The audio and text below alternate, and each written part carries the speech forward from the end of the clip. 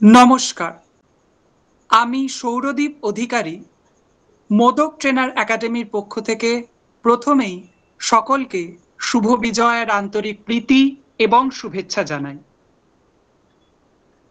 আজকের এই সন্ধ্যায় মোদক ট্রেনার একাডেমি আয়োজিত এই অনন্য সুন্দর অনুষ্ঠানে আপনাদের সকলকে আন্তরিকভাবে স্বাগত জানাই। এই অনুষ্ঠানের বিষয়বস্তু সারনা ধর্মীয় আচার আদিবাসী জীবনে পরিবেশ সংরক্ষণের একটি গুরুত্বপূর্ণ মাধ্যম।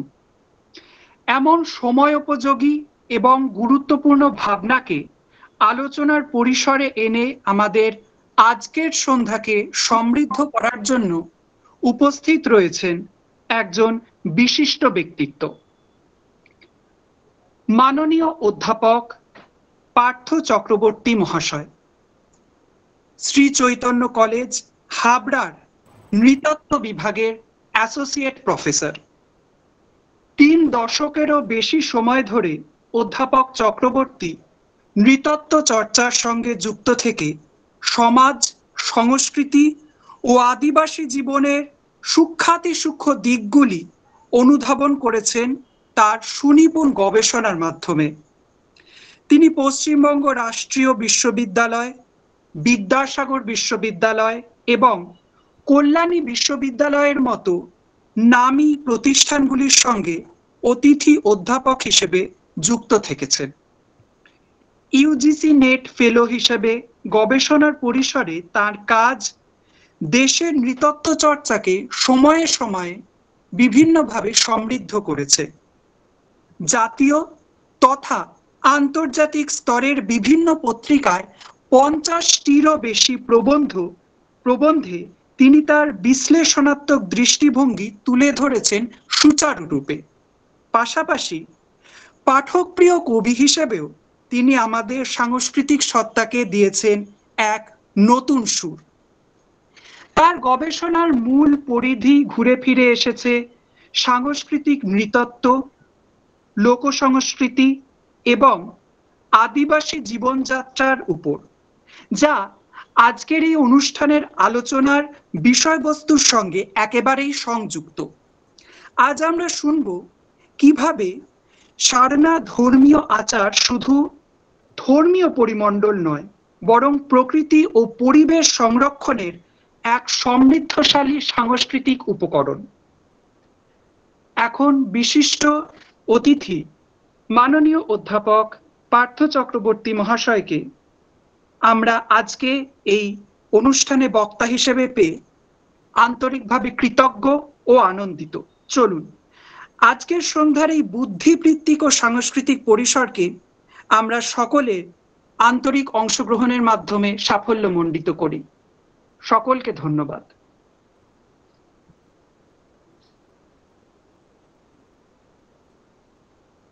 নমস্কার, শুভ সময়।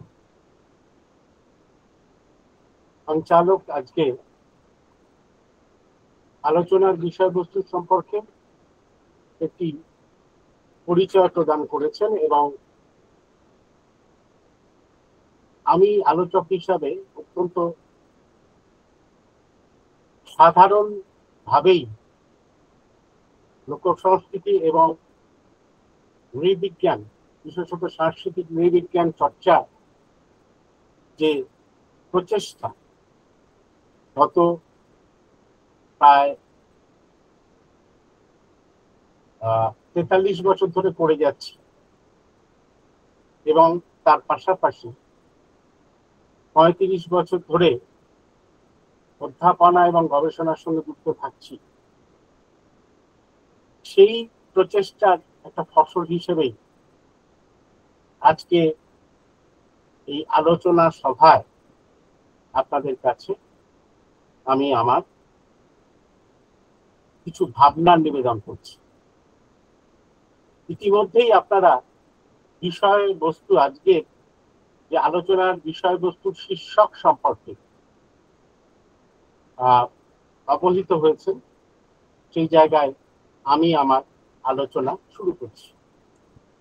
আমাদের মাতৃভূমি ভারতবর্ষ ভূগোল, জাতিসত্তা, সংস্কৃতি, ধর্মীয় বিশ্বাস, স্বতন্ত্র সাংস্কৃতিক মূল্যবোধ এবং প্রায় 145 কোটি মানুষের আবাসস্থলের দিক থেকে খুবই একটা বৈচিত্র্যময় রাষ্ট্রজাতি।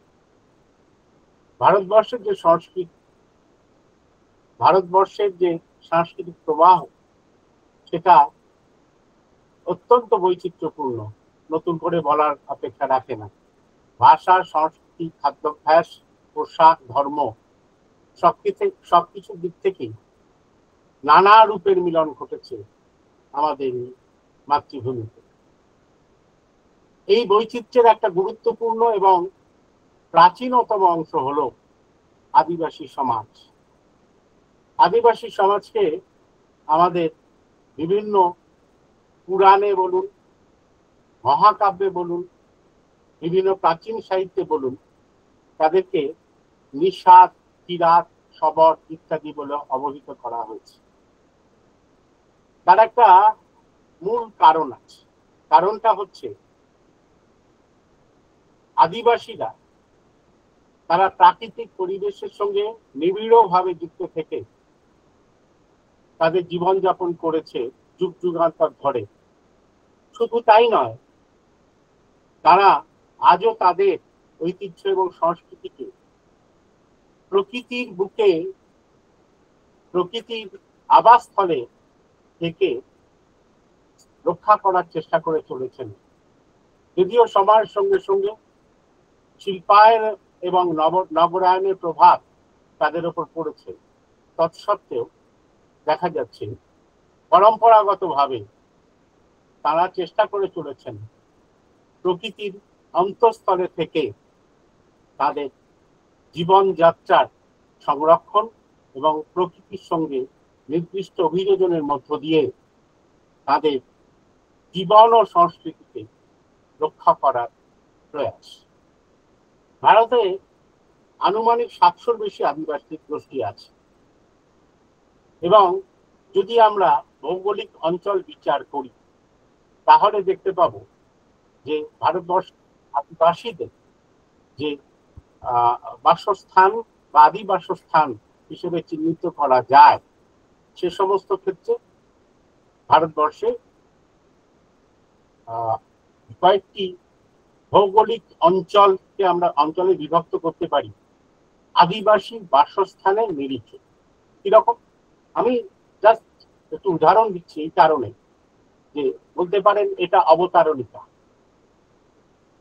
এটা হচ্ছে যে উত্তর পূর্ব ভারতের অঞ্চল, যেখানে উত্তর পূর্ব ভারতের রাজ্যগুলো রয়েছে, সেখানে বিখ্যাত আদিবাসী, বিশিষ্ট আদিবাসী গোষ্ঠীগুলো হলো নাগাদের বিভিন্ন গোষ্ঠী, কুকিদের বিভিন্ন গোষ্ঠী, মিসমি, গারো, খাসি, জয়ন্তিয়া প্রভৃতি।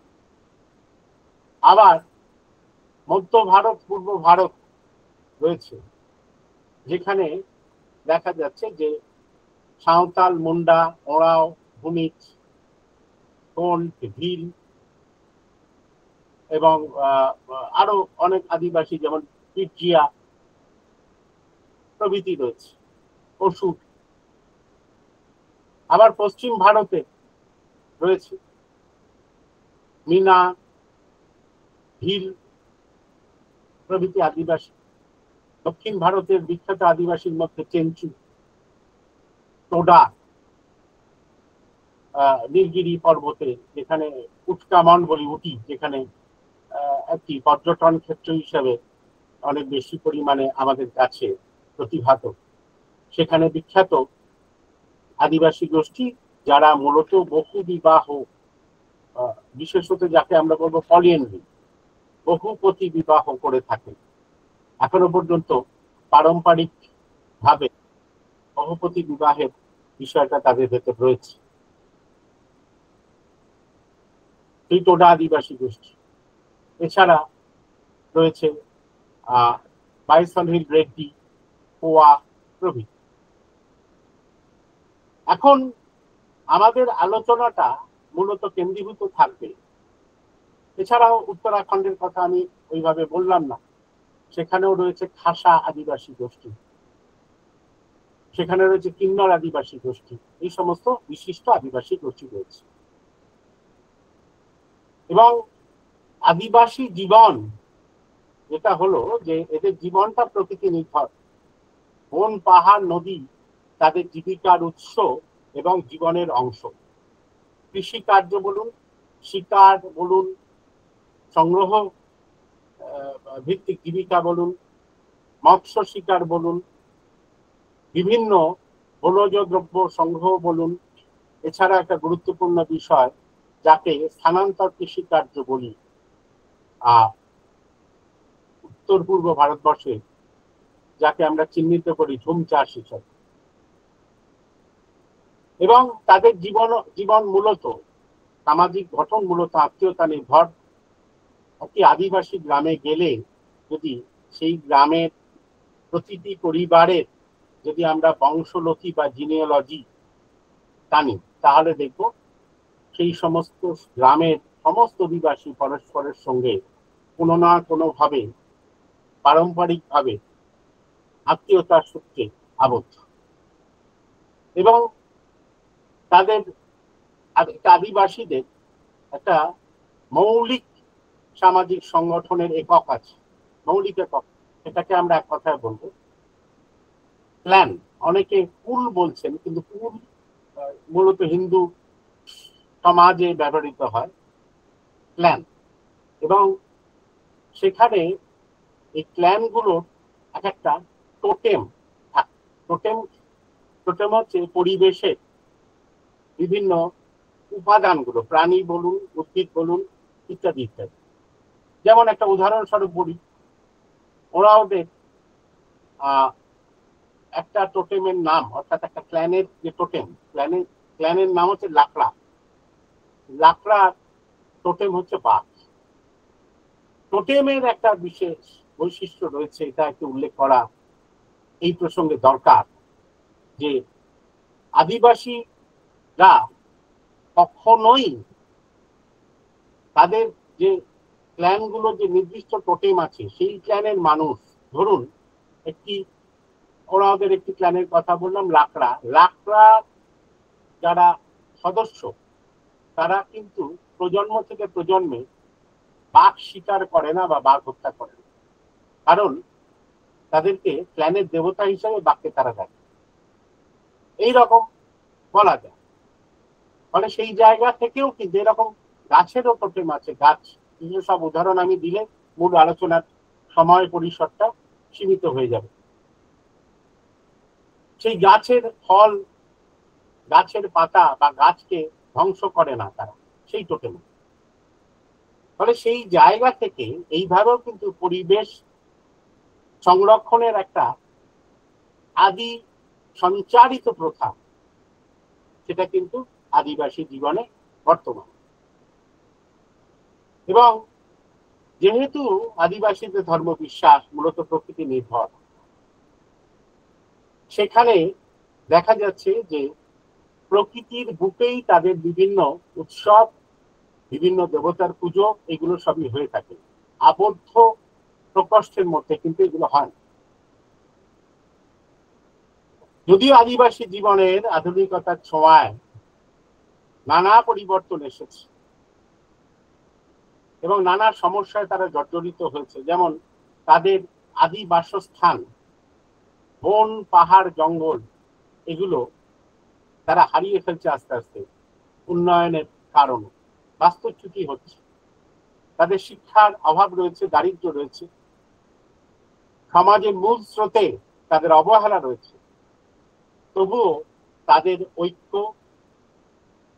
সাংস্কৃতিক গর্ব এবং পরিবেশ বান্ধব জীবনধারা আজও ভারতবর্ষের ঐতিহ্যের অমূল্য সম্পদ। এই প্রসঙ্গে আমি দুটি তত্ত্বের কথা বলি, অনেকেই হয়তো জানেন। এই তত্ত্ব দুটো উল্লেখ করা প্রয়োজন এই কারণেই যে আদিবাসী জীবন কিন্তু যদি আমরা পর্যালোচনা করতে চাই, মূলত তাদের ধর্মীয় আচার এবং প্রকৃতির সঙ্গে মেলবন্ধনের মাধ্যমে ধর্মকে তারা কিভাবে আয়ুধ হিসাবে বা টুল হিসাবে ব্যবহার করছে, সেটা যদি আমরা বুঝতে চাই, তাহলে দুটি তত্ত্বের কথা বলতে হবে।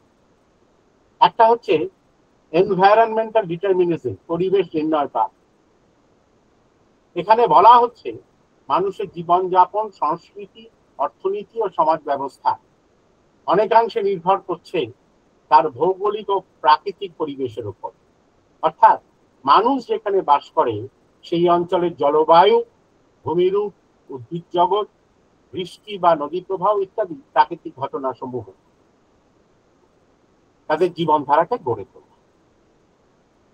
সেই জায়গায় দাঁড়িয়ে আমরা বলতে পারি আদিবাসীরা বন, পাহাড়, নদী বা সমতল প্রান্তিক অঞ্চলে বসবাস করছে।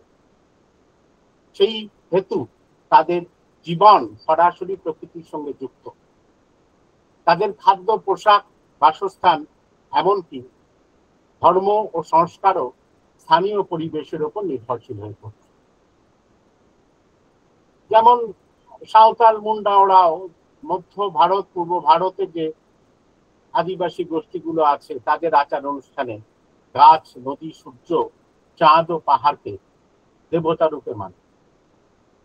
তাদের মূলত এই প্রকৃতি নির্ভর অর্থনীতি, বনজ পণ্য সংগ্রহ, শিকার, যদিও তার ক্ষেত্রেও কিছু কিছু সীমাবদ্ধতা বা রেস্ট্রিকশন আরোপিত হয়েছে অরণ্য সংরক্ষণের ক্ষেত্রে।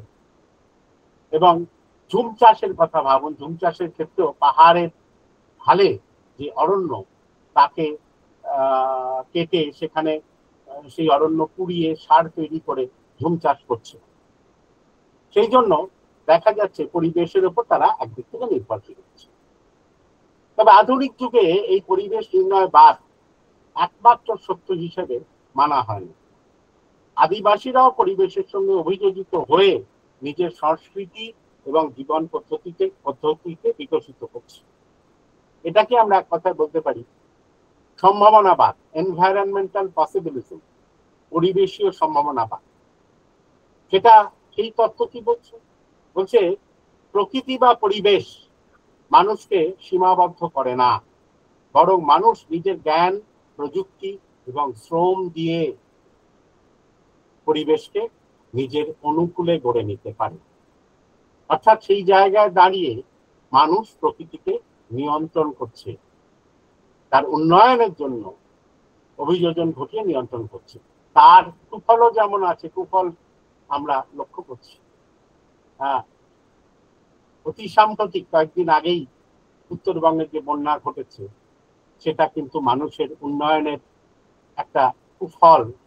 পরিবেশ সম্ভাবনাবাদকে দিয়ে ব্যাখ্যা করা যায়, পরিবেশকে জোর করে নিয়ন্ত্রণ করতে গিয়ে এই সমস্যাগুলো তৈরি হয়েছে। এছাড়া অনেক ঘটনা আছে, আমফান থেকে শুরু করে সবই, বা পাঞ্জাবের যে সাম্প্রতিক বন্যা, সবই, বা সমস্ত পৃথিবী থেকে অ্যামাজন অরণ্যের ক্ষেত্রে একই জিনিস বলা যেতে পারে। কিন্তু আদিবাসীরা এই পরিবেশ সম্ভাবনাবাদকে ব্যবহার করছে। তারা তো আর তত্ত্ব জানে না। আমরা যদি বাইরে থেকে তাদের যে ক্রিয়া প্রক্রিয়া, জীবন যাপনের যে ধারা তাকে অনুসরণ করি তাহলে এবং অবলোকন করি, তাহলে দেখতে পাবো তারা কিন্তু পরিবেশের যে বিভিন্ন বৈশিষ্ট্যগুলোকে, উপাদানগুলোকে নিজেদের মতো কাজে লাগাচ্ছে। যেমন ধরুন, একটু আগে বলেছি পাহাড়ি অঞ্চলে ঝুম চাষ বা ভাপ চাষ, যেটাকে আমরা বলবো টেরাস কাল্টিভেশন। আবার বনাঞ্চলের ক্ষেত্রে ফল মূল ঔষধি গাছের ব্যবহার।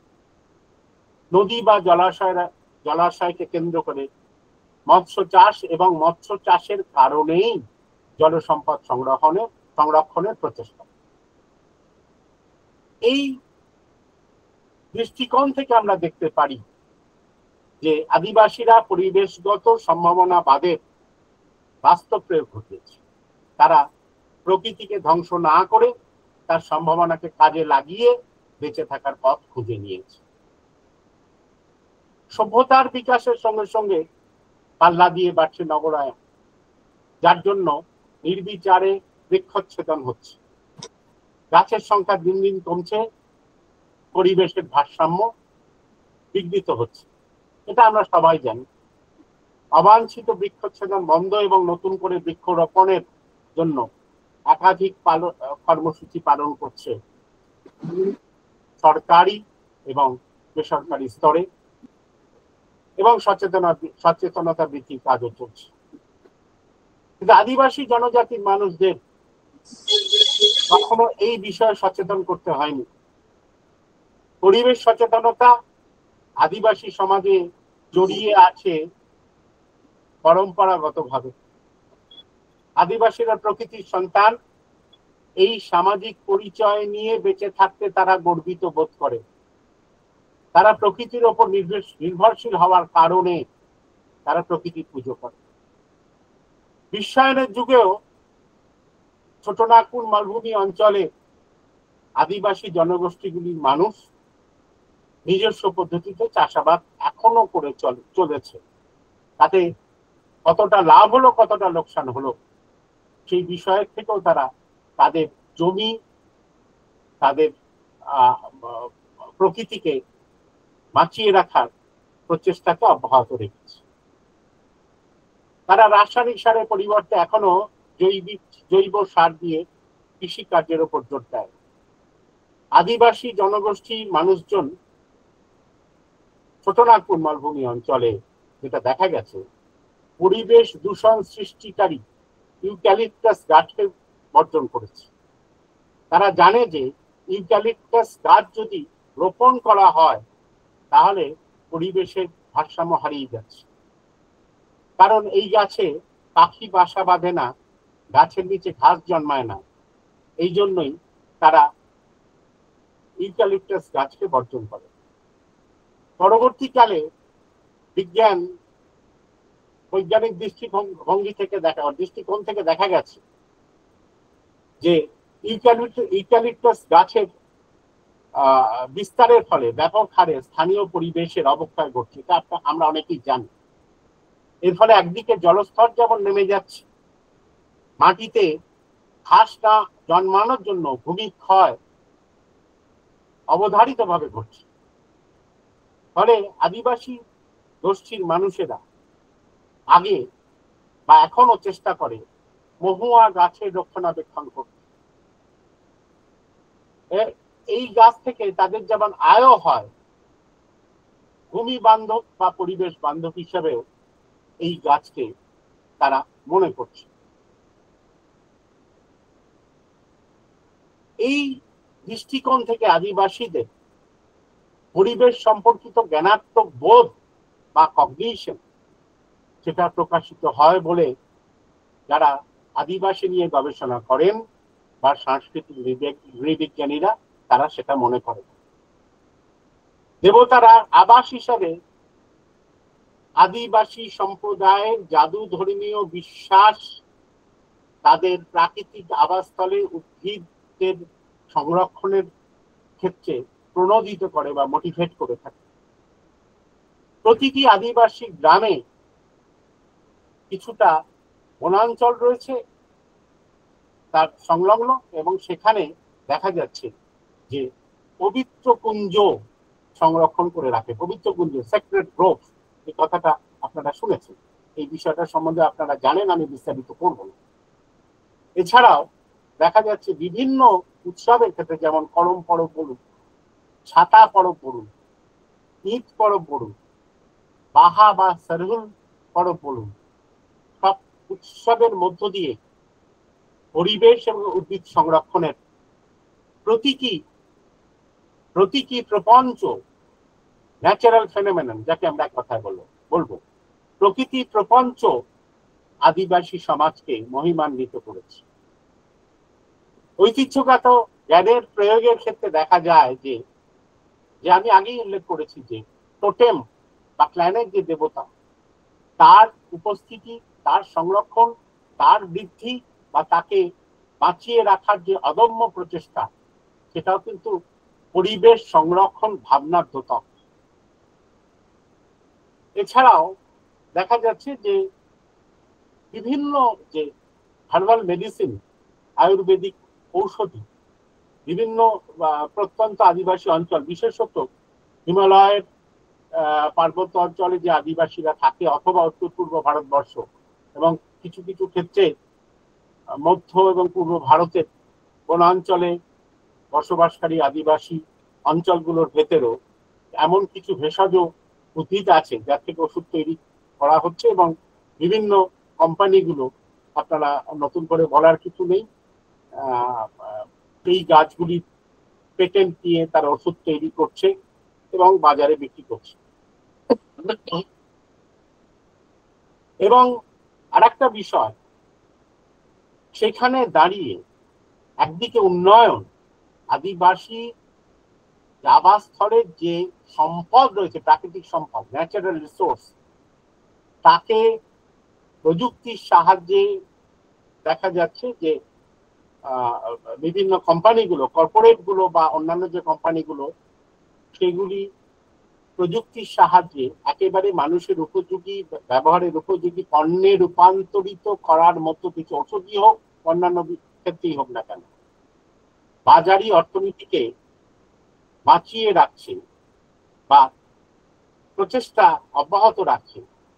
সেখানে দাঁড়িয়ে উন্নয়ন বনাম প্রাকৃতিক সংরক্ষণ আদিবাসীদের জল জঙ্গল পাহাড় যে আবাসস্থল, সে আবাসস্থলের একটা বড় সমস্যা। উন্নয়নের নামে জমির অবৈধ দখল আদিবাসী অঞ্চলের বাস্তুতন্ত্রকে ভীষণভাবে ক্ষতিগ্রস্ত করে তুলছে। 2006 সালে অরণ্য সংরক্ষণ আইন প্রবর্তনের মাধ্যমে অরণ্যের ওপর আদিবাসীদের যে যুগ প্রাচীন যে অধিকার, সেইটা নিয়ন্ত্রিত পুনর্বাসন প্রদান করা হলেও আজ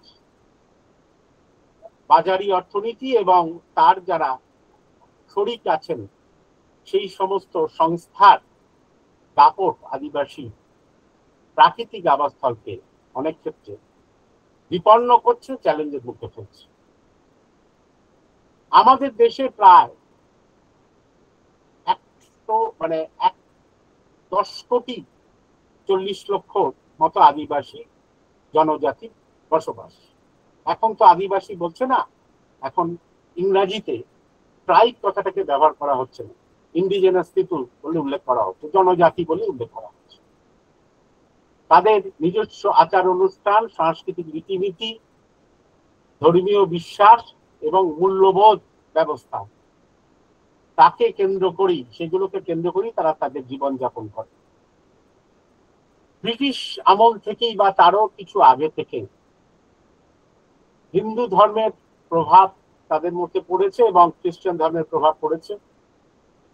মধ্যযুগে কিছু কিছু ক্ষেত্রে ইসলাম ধর্মের প্রভাব পড়েছে। মূলত Hinduisation of the tribes or indigenous people, জনজাতি বা আদিবাসীদের যে হিন্দুকরণ, সেটা ঘটেছে। এবং দেখা যাচ্ছে যে আপনারা জানেন যে একেবারে উত্তর পূর্ব ভারতবর্ষ এবং পূর্ব ভারতের বিস্তীর্ণ অংশে ব্রিটিশরা থাকাকালীন পরাধীন ভারতবর্ষে এই আদিবাসী গোষ্ঠীগুলি খ্রিস্ট ধর্মের দ্বারা প্রভাবিত হয়ে ব্যাপটাইজড হয়েছিল, এবং সেখানে দাঁড়িয়ে তাদের যে আদি প্রচলিত ধর্ম, পরম্পরাগত ধর্মাচরণ, সেগুলো প্রভাবিত হলেও একেবারেই বিলুপ্ত হয়নি, বরঞ্চ নতুন যারা, যে সমস্ত আদিবাসী গোষ্ঠীর মানুষেরা নতুন ধর্মের বৃত্তের মধ্যে নিজেদেরকে আবদ্ধ করে ফেলেছেন, তারাও কিন্তু চেষ্টা করেন তাদের যুগ পরম্পরাগত ধর্মীয় আচরণগুলোকে অনুসরণ করে। সেখানে দাঁড়িয়ে দেখা যাচ্ছে সারনা ধর্মের কথা এখানে উল্লেখ করছে। দেখা যাচ্ছে যে পূর্ব এবং মধ্য ভারতে আদিবাসীদের মধ্যে প্রায় 50 লক্ষ মানুষ তারা সারনা ধর্ম অনুসরণ করে থাকে। ছত্তিশগড় বলুন, ঝাড়খণ্ড বলুন, বাংলা মানে আমাদের পশ্চিমবঙ্গের জঙ্গলমহল অংশ বলুন, উড়িষ্যা বলুন, বিহার বলুন, এই মানুষজন সারনা ধর্ম অনুসরণকারীরা বিস্তৃত রয়েছে। সারনা কি? স্বর্ণ শব্দটি এসেছে একটা মুন্ডারি শব্দ থেকে, এটা মুন্ডারি ভাষার শব্দ। যার অর্থ পবিত্র বনভূমি, যা সারনা ধর্মীয় অনুশীলনের একটা অবিচ্ছেদ্য অংশ। সারনা ধর্ম প্রকৃতির উপাসনায় গভীরভাবে প্রথিত এবং এর অনুসারী যারা, সেই সব মানুষজন বন, নদী এবং পাহাড়ের মতো প্রাকৃতিক উপাদানগুলোর সাথে একটি দৃঢ় সংযোগ বজায় রাখে এবং এই পাহাড়, বন, নদী, এই সমস্ত প্রাকৃতিক বস্তুগুলিকে পবিত্র সত্তা হিসেবে বিবেচনা করে। এবং সেই জায়গায় দাঁড়িয়ে মূলত ছোটনাগপুর মালভূমি অঞ্চলের প্রচলিত একটি আদিবাসী প্রকৃতি ভিত্তিক ধর্ম বিশ্বাস হচ্ছে সারনা। এই ধর্মের অনুসারীরা গ্রাম দেবতা বা গ্রাম দেবতার উপাসনা করে এবং আমরা যদি পুরুলিয়া বা পশ্চিম বাঁকুড়া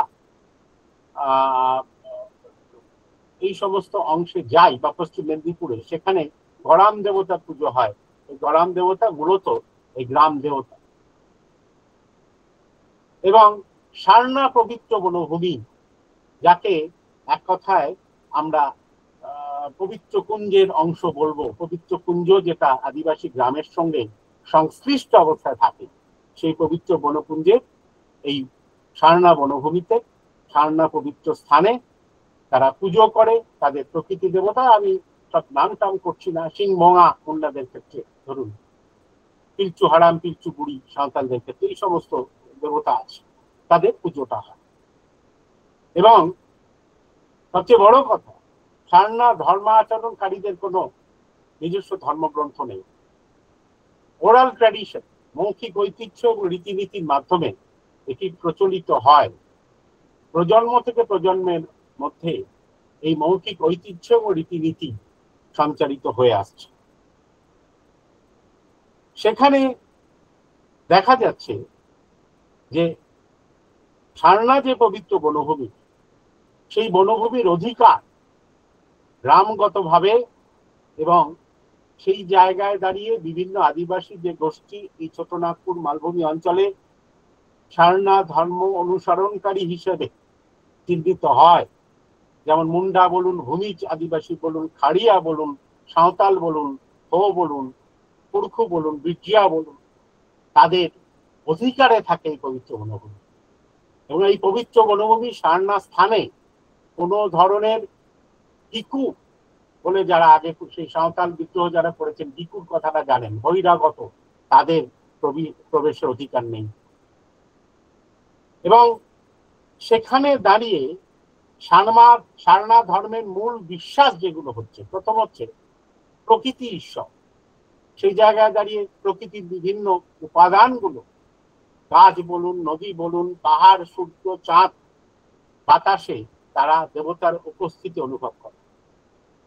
এছাড়া আছে সারনা স্থান, যার আরেকটা নামও আছে জাহের থান। এই জাহের থানে এটা একটা পবিত্র অরণ্য, যেখানে শাল গাছের নিচে তাদের দেবতার উপাসনা করা হয়। স্বভাবতই শাল গাছ বলুন, কদম্ব গাছ বলুন, ইত্যাদি ইত্যাদি যে গাছগুলো আছে, আমি পরে একটি ক্ষেত্রে উদাহরণ দিচ্ছি। এই সমস্ত ক্ষেত্রে কিন্তু এই সমস্ত গাছগুলো কাটবে না, তারা কোনোভাবে ধ্বংস করবে না, সংরক্ষণ করবে। সেই জায়গায় দাঁড়িয়ে পৃথিবীকে, ভূমিকে তারা মা বলে মানে, প্রকৃতিকে শোষণ নয়, সংরক্ষণ করে। সমাজ ও প্রকৃতির মধ্যে ভারসাম্য বজায় রাখা, সেই দৃষ্টিকোণ থেকে তাদের ধর্মীয় কর্তব্য বলে বিবেচিত হয়। সারনা ধর্মের আরেকটা বৈশিষ্ট্য হলো বহুত্ববাদ ও শান্তি।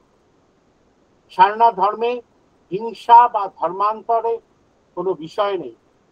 সব মানুষ, প্রাণী এবং উদ্ভিদকে এক সত্তা বলে মনে করা হয়। সারনা ধর্মের অন্যতম বৈশিষ্ট্য হলো যে পবিত্র বনভূমি সহ বনভূমির অন্তর্ভুক্ত যে সমস্ত বৃক্ষ আছে, গাছ আছে, ছোট চারা গাছ হলো, ছোট গাছ হলো, তার পূজা করে। স্বভাবতই এই পবিত্র বনভূমি যতদূর বিস্তৃত হয়েছে, সেই বিস্তৃত অংশে যে বন্য প্রাণী আছে, যে উদ্ভিদ আছে, তাদের কোনো ক্ষতি করা হয় না। এই পবিত্র বনভূমিগুলো হলো তাদের পরিবেশগত, ঐতিহাসিক, সাংস্কৃতিক এবং ধর্মীয় তাৎপর্যের কারণে উল্লেখযোগ্য স্বীকৃতি অর্জন করেছে। সারনা ধর্ম অনুসারীদের ঐতিহ্যবাহী বিশ্বাস হলো যে কেউ যদি পবিত্র গাছগুলোকে রক্ষা করে, ক্ষতি করে, তাহলে শুধু ব্যক্তি নয়, যে ব্যক্তি ক্ষতি করছে না, বা যে কতিপয় ব্যক্তি ক্ষতি করছে তাদের শুধু না, সমগ্র সম্প্রদায়ের দুর্ভাগ্য, রোগ এবং বিপর্যয়ের দিকে পরিচালিত করবে। ফলে গোষ্ঠীবদ্ধ মানসিকতা এবং তার প্রতিফলন হিসাবে স্বভাবতই সারনা পবিত্র অঞ্চলের, পবিত্র বনভূমির গাছ প্রাণী তারা ধ্বংস করে না, তাদের ক্ষতি করে না। এবং সেই জায়গা থেকে আদিবাসীদের যে সামাজিক জীবনের যে অন্যান্য ঘটনা, জীবন বৃত্ত অর্থাৎ জন্ম, মৃত্যু, বিবাহ ইত্যাদি ইত্যাদি, এই জীবন বৃত্তের সমস্ত আচার অনুষ্ঠানগুলোই কিন্তু এই পবিত্র কুঞ্জে অনুষ্ঠিত হয়, যাহের থানে দেবতার পুজো দেওয়া হয়। যেমন উদাহরণ দিয়ে বলতে পারি, সারনা অনুসারীরা তাদের বিবাহ অনুষ্ঠানগুলি শাল গাছ, শাল বন, সরিয়া রোবাস্টা, যার বিজ্ঞানসম্মত নাম শাল বন, বা করম গাছ, কদম্ব গাছ, আর্ডিনা কডিফোলিয়া, যার বিজ্ঞানসম্মত নাম, আমলা গাছ, অ্যাম্বিকা অফিসিনালিস, তার বিজ্ঞানসম্মত নাম, কেন্দু গাছ, যে মতো গাছগুলোর যে ছাউনি তৈরি করে, পাতার ছাউনি তৈরি করে, সেখানে এই সমস্ত জীবন বৃত্তের অনুষ্ঠানগুলো পরিচালনা করে। বিবাহ থেকে শুরু করে জন্ম সংক্রান্ত আচার, এমনকি মৃত্যু সংক্রান্ত আচার।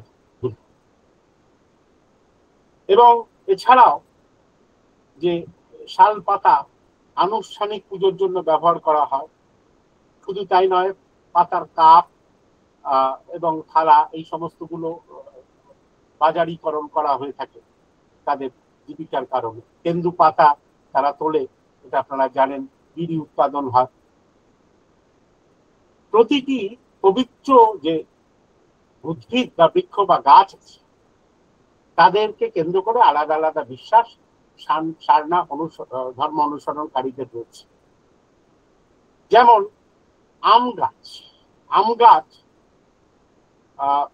বংশধরদের ধারাবাহিকতার প্রতীক, অর্থাৎ কোন প্রজন্ম সন্তানহীন হবে না যদি আম গাছের সংরক্ষণ করে, এই বিশ্বাস রয়েছে। বাঁশ গাছ প্রজননকে প্রতিনিধিত্ব করে, প্রজননের ক্ষমতা, শক্তি ইত্যাদি বাড়ায়, এই বিশ্বাস তাদের ভেতর রয়েছে, এটা প্রতীক। সিধা গাছ স্বামী স্ত্রীর মধ্যে আনুগত্যকে নির্দেশ করে। ভেলোয়া অশুভ শক্তি থেকে সমগ্র পরিবার অথবা সম্প্রদায়কে, গোষ্ঠীকে সুরক্ষা প্রদান করে। মহুয়া গাছ নারী পুরুষ সুন্দর সম্পর্ক সৃষ্টি করতে সাহায্য করে, এই বিশ্বাস তাদের মধ্যে রয়েছে, এই প্রতীকী ভাবনা, এই প্রতীকী বিশ্বাস। এবং সেখানে দেখা যাচ্ছে যে এই সমস্ত গাছের উপস্থিতিতেই জীবন বৃত্তের একটা সবচেয়ে গুরুত্বপূর্ণ আচার, বিবাহ আচার, সেটা সম্পাদিত হয়, সম্পূর্ণ হয়। ফলে এই গাছগুলোর সংরক্ষণ একদিকে যেমন তাদের সামাজিক ভাবনা, বিশ্বাস, জীবনযাপনের যে পদ্ধতি, প্রক্রিয়া, তাকে অব্যাহত রাখে, তার পাশাপাশি প্রাকৃতিক ভারসাম্য রক্ষা করতে সাহায্য করে। এছাড়া এবার উৎসবের কথায় আসি। সারহুল উৎসব এমন একটা উৎসব যা প্রকৃতি এবং মানবতার আন্তঃসংযোগ উদযাপন করে, পরিবেশ সংরক্ষণ এবং ভূমির সাথে মানুষের যে একটা সুন্দর সম্পর্ক, এক কথায় যদি আমরা বলি সুরেলা সম্পর্ক, সেইটা সারুল উৎসবের মাধ্যমে তাৎপর্যপূর্ণ হয়ে ওঠে বলে মনে করা হচ্ছে। মার্চ এবং এপ্রিল মাসে সারুল উৎসব পালিত হয়। এই সময় সারনা ধর্ম অনুসরণকারীরা শাল গাছের পুজোয় অংশগ্রহণ করে। উপজাতি সম্প্রদায়ের মধ্যে শাল গাছের একটা পবিত্র তাৎপর্য রয়েছে এবং সারুল উৎসবের মাধ্যমে সারনা ধর্মানুসরণকারীরা তারা শাল গাছের প্রতি শ্রদ্ধা জানিয়ে প্রকৃতপক্ষে প্রকৃতির প্রতি আস্থা এবং শ্রদ্ধা এবং ভক্তি প্রকাশ করে। এই সারুল উৎসবের সময় চাল, ফুল, ফল এগুলো শাল গাছকে উপহার দেওয়া হয় এবং কোনোভাবেই উৎসবের যে সময় কাল, উৎসবের যে মাস, মার্চ এপ্রিল, ফাল্গুন মাসের মূলত এই সময় তারা শাল গাছ কাটেন এবং পুজোর সময় সবসময় শাল গাছের পুনর্জন্ম, পুনর্বর্ধন এগুলো দেবতার কাছে প্রার্থনা করে থাকে। এবং এই যে মাস, এই সময় একটা গুরুত্বপূর্ণ প্রাকৃতিক একটা ঘটনা সাক্ষী হয় আদিবাসীরা, সেটা হচ্ছে দাবানল। ফলে দাবানলের হাত থেকে গাছগুলোকে রক্ষা করার প্রার্থনা এবং প্রকৃতির কাছে মানে দেবতার কাছে নিবেদন, আহ্বান, এই সবটাই সারুলকে কেন্দ্র করে হয়। করম উৎসব হয় এই মূলত এই যে কিছুদিন আগে হয়ে গেছে, ভাদ্র সংক্রান্তিতে করম পূজা হয়, তার আগে থেকে যাওয়া ব্রত পালন করা হয়। সেই আমি আর বিস্তৃত বর্ণনার মধ্যে যাচ্ছি না। সেই বাড়ির মহিলারা এই ব্রত পালন করে থাকেন এবং তারপরে করম উৎসব হয় কদম্ব গাছের ডাল পুঁতে জাহের খান বা পবিত্র বনকুঞ্জের ভেতর।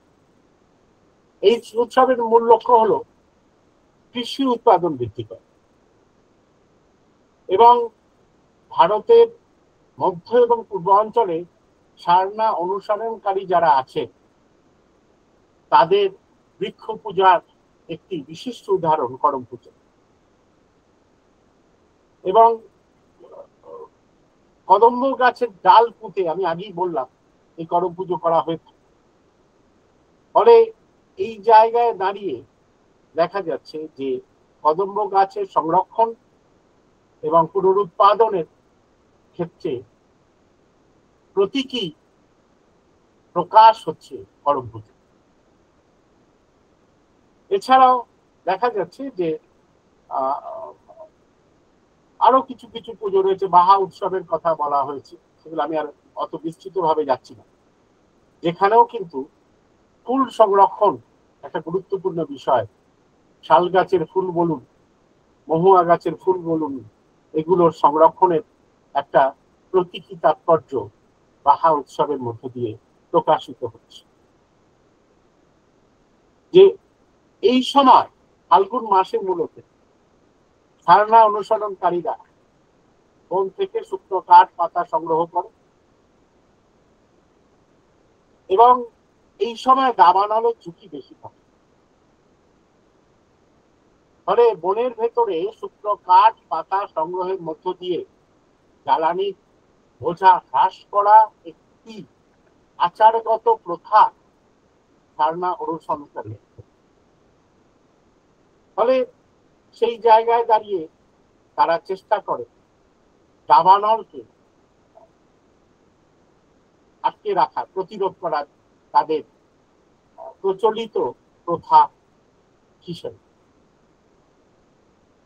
ফলে সেইখানে দাঁড়িয়ে যে জায়গাটা আমরা উল্লেখ করতে পারছি, দেখতে পাচ্ছি, বুঝতে পারছি, সারা বছর ধরে পবিত্র কুঞ্জকে কেন্দ্র করে সারনা অনুসরণকারীরা নানা ধরনের আচার অনুষ্ঠান পালনের মধ্য দিয়ে, পুজোর উৎসবের পালনের মধ্য দিয়ে প্রকৃতিকে, বিশেষত উদ্ভিদকে সংরক্ষণের ক্ষেত্রে একটা গুরুত্বপূর্ণ প্রচেষ্টাকে অব্যাহত রাখে। এই কারণেই যদি উদ্ভিদকে সংরক্ষিত করা যায় সামগ্রিকভাবে, প্রকৃতির অন্যান্য উপাদানগুলোকেও কিন্তু বা প্রকৃতির বিভিন্ন অঘটনমূলক যে ক্রিয়াকলাপ তাকে কিছুটা হলেও নিয়ন্ত্রণ করা যায়। সেই জায়গায় দাঁড়িয়ে সারনাথ ধর্ম সক্রিয়ভাবে পরিবেশ সংরক্ষণকে উৎসাহিত করে এবং প্রকৃতির সাথে সাদৃশ্য বৃদ্ধি করে এবং তার প্রকৃতি সংরক্ষণের অনুশীলনের উপরে জোর দেয়। একটা বিষয় যেটা আলোচনা করার প্রয়োজন আছে, উল্লেখ করার প্রয়োজন আছে বলে মনে করি, সারনাথ ধর্মের ধর্মীয় স্বীকৃতি যেটা আমরা বলি, এখনো কিন্তু আমাদের ভারতবর্ষে সরকারিভাবে স্বীকৃত ধর্মের তালিকায় পড়ে। এবং আপনারা জানেন যে বিভিন্ন আদিবাসী সম্প্রদায় তারা এই দাবিতে এই প্রতিবাদ জানাচ্ছে, একটা পৃথক সারনা কোড বা ধর্মীয় কোডের দাবি করছে। সেখানে দাঁড়িয়ে আমাদের রাজ্য সহ বিহার বলুন, ঝাড়খণ্ড বলুন, ওড়িশার কিছু অংশ বলুন, এইসব জায়গায় সারনা কোডের ধর্মীয় কোড সংবিধানে যাতে দেওয়া হয়, সংবিধানের যে 25 নম্বর অনুচ্ছেদে সকল নাগরিকদের ধর্মীয় স্বাধীনতাকে নিশ্চয়তা দেয়, এই বিষয়টা কোডটাকে স্বীকৃতি যাতে দেয়, তার জন্য একটা মত সৃষ্টি এবং আন্দোলনের জায়গা রয়েছে। ভারতবর্ষে তো আমরা জানি যে 6টা ধর্মীয় রীতিনীতি স্বীকৃত রয়েছে: হিন্দু ধর্ম, ইসলাম, খ্রিস্ট ধর্ম, শিখ ধর্ম, বৌদ্ধ ধর্ম, জৈন ধর্ম। সেখানে এই পৃথক কোড, ধর্মীয় কোড সংসদে আইন হিসেবে পাশ করার জন্য তারা চেষ্টা করছে, কারণ তাদের লক্ষ্য যেটা হচ্ছে যে ধরতি আয়োগ বা মাতৃভূমি নামে পরিচিত যে অংশ যেখানে তারা বসবাস করে, যে জঙ্গল মহলের মধ্যে তারা বসবাস করে, তার যদি সংরক্ষণ হয় তাহলে তাদের আদিবাসস্থানের সংরক্ষণ হবে এবং তার ফলে তাদের সাংস্কৃতিক প্রবাহমানতা অব্যাহত থাকবে এবং তাদের যে আইডেন্টিটি, পরিচয়, যে অভিজ্ঞান, সাংস্কৃতিক অভিজ্ঞান, সেটাও কিন্তু বজায় থাকবে।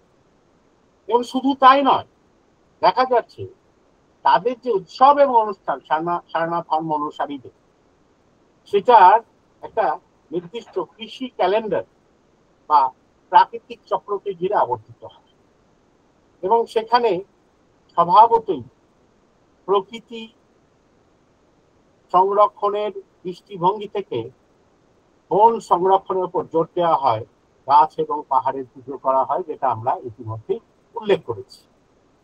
সেই জায়গা থেকে দেখা যাচ্ছে তাদের দাবি আরো বেশি জোরদার হয়ে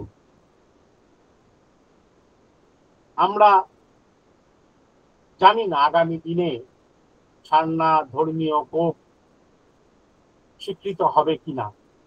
আমরা জানি না আদিবাসীরা তাদের প্রকৃতিকে কতটা বাজারি অর্থনীতির হাত থেকে রক্ষা করতে পারবে। তাদের বিশ্বাস বলুন, মূল্যবোধ বলুন, সেই মূল্যবোধ কেন্দ্রিক যে আচার রীতি যেগুলোকে সঙ্গে নিয়ে তারা চলছে, সেই সারনাথ ধর্মানুসারীরা সারনাথ ধর্মের পীঠস্থান পবিত্র কুঞ্জকে কেন্দ্র করে বৃক্ষ সংরক্ষণের মাধ্যমে, প্রকৃতি সংরক্ষণের মাধ্যমে তা কতটা অব্যাহত রাখতে পারবে। সেখানে দাঁড়িয়ে, সেই জায়গায় দাঁড়িয়ে আমি একটি ভাবনা, আমার নিজস্ব ভাবনা, একটি ছোট স্বরচিত কবিতার মধ্য দিয়ে, ছোট্ট কবিতার মধ্য দিয়ে আমি প্রকাশ করছি। বনের বুকে গাছের তলায় ঢেউ খেলে যায় বাতাসে, মাটি জল আকাশে মেশে প্রাণের গোপন ভাষাতে। আমরা যারা বন পাহাড়ে শুনি নদীর গান, তাদের বুকেই জেগে থাকে সারনাথ ধর্মের প্রাণ। না মন্দিরে না গির্জায় এই কারণেই এটা একটা প্রাতিষ্ঠানিক ধর্ম নয়।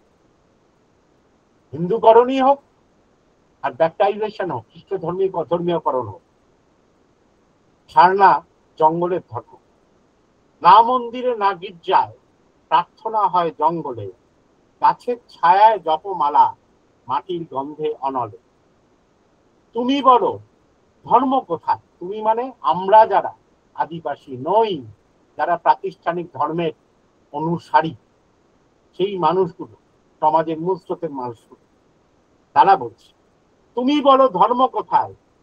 বলি পাতার কণ্ঠে হাওয়ায়, ঝর্ণা ধ্বনি শুনি রাতে, তাতেই ভক্তি পাওয়ায়। সারনা শেখায় প্রকৃতি গুরু, জীবন তার দান, মানব গাছ পশু পাখি সবাই পরম্পরা।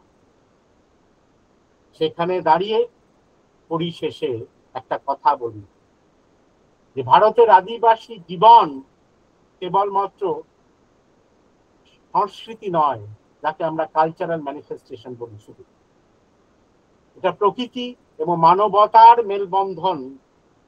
মেলবন্ধনের এক জীবন্ত উদাহরণ। তাদের জীবন চর্চা থেকে আমরা শিখতে পারি প্রকৃতিকে ভালোবেসেই টিকে থাকে মানব সভ্যতা। সারনা ধর্ম অনুসরণকারীদের বিশ্বাস তাই এবং ব্রত তাই। এই কথা বলে সবাইকে ধন্যবাদ জানিয়ে আমার আলোচনা শেষ করছি।